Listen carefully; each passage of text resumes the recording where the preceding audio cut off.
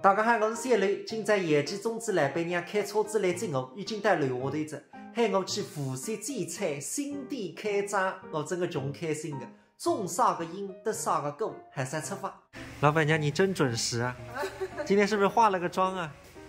浅的涂了一个口红。啊，一问看看，一个老板娘个儿子，3岁半，像我吗？对，长得还像你，一个模子刻出来的。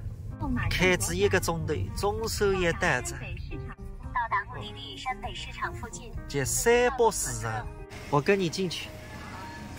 这个山北市场我也是第一次来，那个小菜场蛮好，装修蛮好。单子，另个已经摆好这个的种子了。老板娘，我才发现你是不是把我的这个图片做在 logo 上了？对，你是我的形象代言人了，现在。娘，你没帮我 P 一下吗？我还有很多痘痘哎。不用 P 了，你已经很帅了。老板娘会得讲闲话。小牛老师，这束花是感谢您对我们姚记粽子这1年的支持，祝您生活甜蜜，平台越来越好。也记粽子送给我个卡片。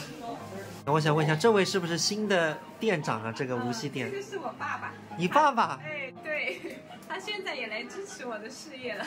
老板娘跟我讲过，去年里刚刚出来忙粽子的辰光，屋里向没个人支持你。现在看你忙得嗨着，侪肯来帮忙着。我觉着一个辣国内啊，是一个很普遍的现象。很多家长侪是不看个人，只看结果，觉得你成功着，那就是对的。保证你吃子回回再来。那老板娘，今天中午饭要不就吃粽子吧？我们尝尝看和苏州的味道是不是一样？好的，保质保量。这么大一个，还是半斤多。这个是蛋黄肉粽吧？对，这个是蛋黄肉。我吃你们的粽子都吃出经验来。对，你都认识了。这是大肉粽。对，是的，是的。蛋黄肉粽真嗨。对。另个，看得我都饿得要命。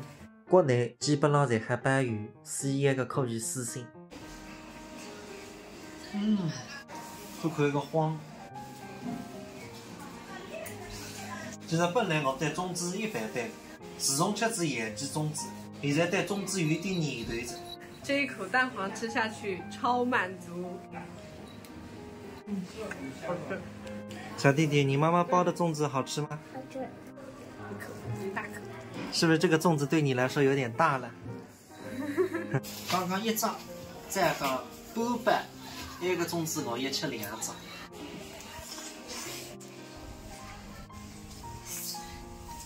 新店开张结束，回苏州。